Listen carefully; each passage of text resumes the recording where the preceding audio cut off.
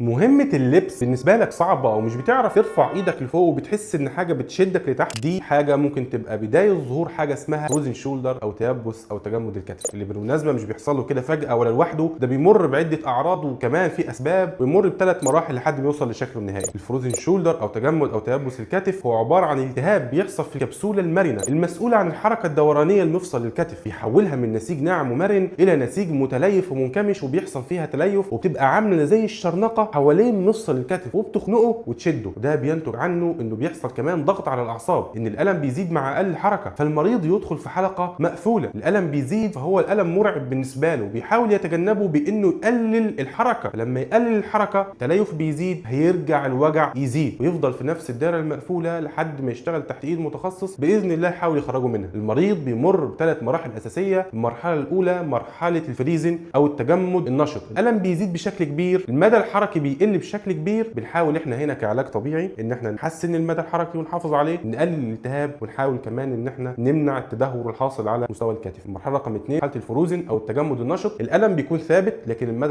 المدى الحركي للاسف بيكون اتقفل على الشكل اللي بقي عليه، وهنا دورنا كعلاج طبيعي ان احنا نحاول نرجع المدى الحركي المقفول ده قدر المستطاع عن طريق تقنيات يدويه، وكمان بنشتغل على تقويه عضلات الكتف ولوح الكتف. المرحله رقم 3 مرحله الثوينج او الذوبان، ودي بيختفي فيها التليف لكن بتفضل مشكله المدى الحركي تفضل موجوده، وهنا يبقى دورنا ان احنا نحاول نرجع المريض نعلمه على الحركات الاساسيه ونشغل لوح الكتف ونشغل الميكانيزم دي كلها من اول وجديد. فلو حضرتك لاحظت على والدك او والدتك ان عندهم مشاكل في لبس الهدوم او كمان عندهم مشاكل في الاكتيفيتي كلها اللي فوق مستوى الراس، لازم تتحرك فورا وتعرف هم في اي مرحله من المراحل دي، وتحاول ان تحط لهم خطه علاجيه مناسبه لحالتهم، علشان كل ما اتدخلت بدري كل ما كان افضل، كل ما اتدخلت متاخر كل ما كان الحل اصعب.